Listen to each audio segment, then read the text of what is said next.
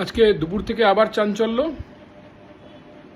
কি না, ডিয়ার লটারির অফিসে হাজিরা সব চত্বরে নাকি কোটি কোটি টাকা পাওয়া গেছে, টাকা গোনার মেশিন পৌঁছে যাচ্ছে।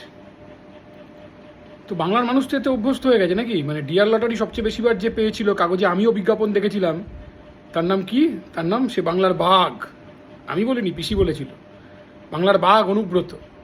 সেই বাঘ এখন তো তিহার জেল থেকে, সিবিআই ইডি সব হেফাজত থেকে তো ছাড়া পেয়ে চলে এসেছে। কাজী এসব টাকা উদ্ধার তো অনেক দেখলাম, এরপর তো পার্থর জামিন হয়ে যাবে, পার্থর বান্ধবী খাটের তলায় টাকা আর খেলনা যাদের পাওয়া গিয়েছিল তাদেরও জামিন হয়ে যাবে। তো এই টাকা গোনা তো দেখলাম, কিন্তু সিবিআই ইডি কেন্দ্রীয় দপ্তর তারা কান অবধি মাথা অবধি পৌঁছতে পারবে না, তারা মাথা কান অবধি পৌঁছবে না। তার কারণ নাগপুরের নির্দেশ আছে দাদা।